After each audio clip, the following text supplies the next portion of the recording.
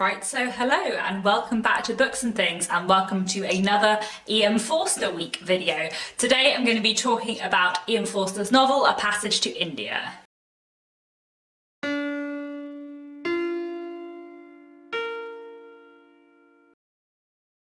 Except for the Marabar Caves, and they are 20 miles off, the city of Chandrapur presents nothing extraordinary. So, A Passage to India was first published in 1924, and I'm talking about it today because it is my fourth favourite E.M. Forster book.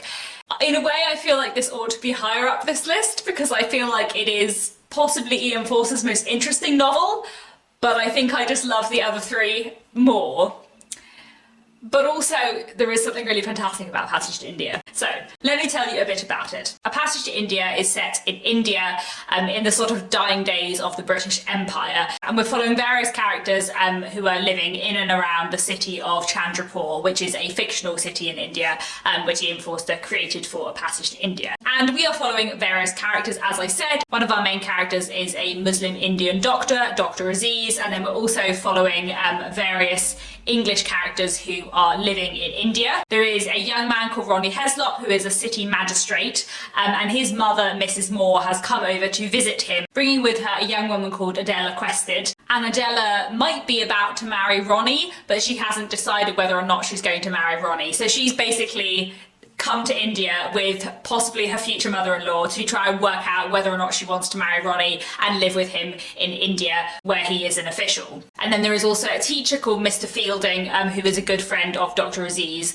and he is quite an important character as well in bringing these different characters together. And the setup basically is that these various characters come together, meet each other, and something happens that means everything goes a bit wrong. And I can't really tell you what that thing is because I feel like that would spoil it. And I went into A Passage to India not knowing very much about it, and I really enjoyed that, especially as I mentioned in my introduction video on Monday. One of the things I really like about E.M. Forster's novels is that his plots are quite hard to predict and you don't really know where things are going to go. And I would say A Passage to India and Howard's End are like perfect examples of that, where they're the slightly longer ones, you don't know what's going to happen, but everything that happens works perfectly when it does. And so I don't really want to tell you too much about the plot of A Passage to India. I wouldn't recommend reading the back of your edition necessarily. The back of this edition tells me quite a lot of what happens in the book, and actually I think there's something quite interesting about going into A Passage to India relatively blind. So there are many things I like about A Passage to India. It has incredibly well crafted characters and wonderful writing. It's an enjoyable and engaging read. But I think the thing I love most about A Passage to India is that it's just an incredibly interesting novel. Like, I've only read it once, I read it last year, and it's one that I would definitely like to read again because I think it would be really interesting to read again. I think it would be a really interesting novel to study because it is just so interesting, and I think the way it explores culture and religion and kind of the end of the British Empire and the kind of complex relationships between British and Indian people living in India at that time in the sort of first quarter of the 20th century.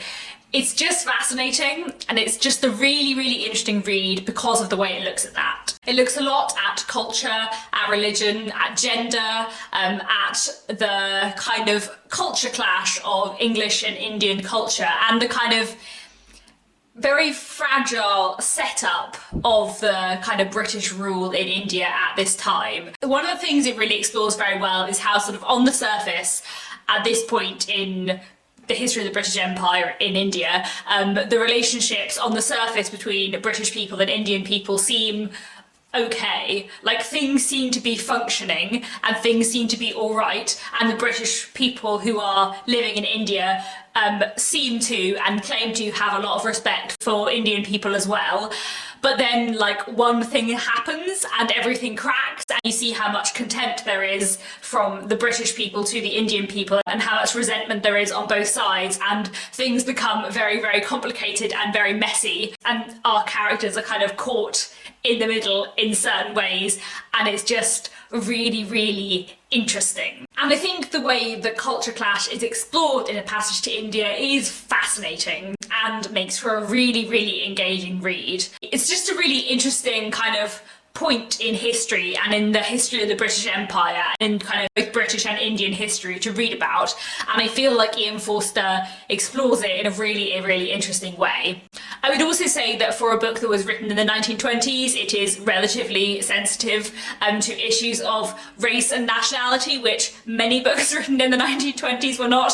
I fairly recently read Peking Picnic by Anne Bridge, which is another kind of like book set in the dying days of empire, this time about Western characters living in China, and that was just so much more problematic. And that's not to say there's nothing problematic in A Passage to India by any means, but I think it is a much more interesting book about empire, and I think it's telling that the character who stays with me most and the character who is my favourite character is Dr. Aziz, who is the most important of the Indian characters in the book, and he is definitely much more interesting and likeable possibly than many of the British characters, although I do really like Mr. Fielding too. He is quite an interesting character. Another thing that I love about A Passage to India is the characters. I do think that the characters in this book are very well drawn and really interesting. Dr. Aziz is a wonderful character and I really love following him. Mr. Fielding is very interesting too, and though I don't like Miss Quested that much necessarily, she is really interesting. Mrs. Moore is a really fascinating character too. I think it's very interesting to see in all of the characters how their arcs change, how their perspectives develop, and how the characters sort of switch sides in various debates that are going on during the course of the novel. That is something that is very interestingly explored as well. It's just a really interesting book, and there's just a lot in it that is fascinating.